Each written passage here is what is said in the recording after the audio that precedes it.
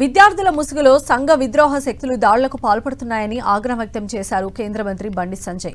అందుకే దేశ వ్యతిరేక నినాదాలు చేస్తున్నారని ఆరోపించారు. నీట్కు ఆర్టికల్ 370 రద్దుకు సంబంధం ఏమిటి? నీట్కు ఆజాద్ కాశ్మీర్, బంగ్లాదేశ్, పాకిస్తాన్, నేపాల్, శ్రీలంకకు సంబంధం ఏంటని నిలదీశారు కేంద్ర మంత్రి బండి సంజయ్. ఇదే క్రమంలో తెలంగాణ ముఖ్యమంత్రి రేవంత్ రెడ్డిపైన బండి సంజయ్ విమర్శల వర్షం కురిపించారు. సీఎం రేవంత్ రెడ్డి ద్వంద్వ వైఖరి అనుసరిస్తున్నారన్నారు. గ్లోబరీనా విషయంలో రేవంత్ కేటీఆర్ మధ్య చీకటి ఒప్పందం జరిగిందని ఆరోపించారు కేంద్ర మంత్రి బండి సంజయ్. విద్యార్థుల ముసుగులో కొంతమంది అసాంఘిక శక్తులు, అరాచక శక్తులు, సంఘ విద్రోహ శక్తులు చేరి ఏ విధంగా విధ్వంసం చేశారో మనందరూ చూశారు. నీట్ ఆందోళనకు 370 ఆర్టికల్ సంబంధమైంది. నీటికిను ఆజాద్ కాశ్మీర్కు సంబంధమైంది. నీటికు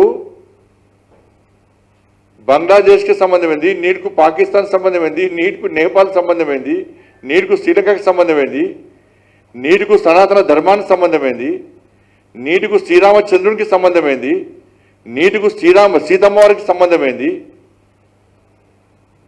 నీటికు దేశ వ్యతిరేక నినాదాలకు సంబంధమైంది.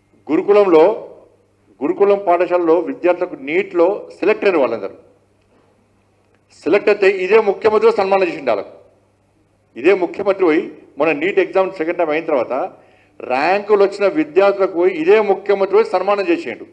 నేను అడుగుతున్న రాష్ట్ర ముఖ్యమంత్రి గారిని, ఈ రోడ్డు మీద చిన్న చిన్న అల్లరి మూకలు చేసే, రాజకీయ మూకలు చేసే ధర్నాల్లో వాళ్ళని అడగకు. ఆ నీటిలో సెలెక్ట్ అయ్యి నువ్వు సన్మానం చేసిన విద్యార్థులను అడుగుపోయి నీట్ ఎగ్జామ్ మంచిగా జరిగిందా లేదని అడుగువాళ్ళు సమాధానం చెప్తారు. అడుగు సన్మానం చేస్తావు, ఇది రోడ్డుకి ఎక్కేమో ఆందోళన చేస్తావు. ద్వంద్వ విధానాలు రాష్ట్ర ముఖ్యమంత్రి, ద్వంద్వ విధానాలు.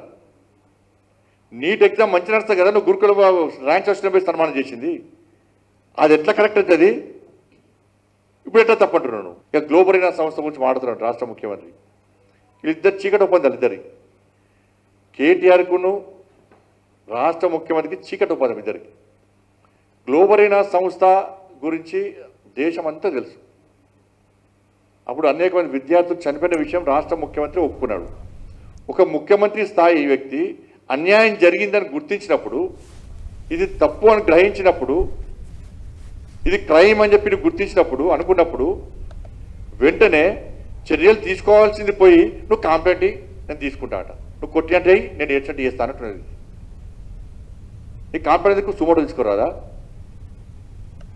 కాబట్టి ఇద్దరు చీకటి ఒప్పందం. ఆయన కాంప్లైంట్ ఇయ్యాడు, ఈయన యాక్షన్ తీసుకోడు.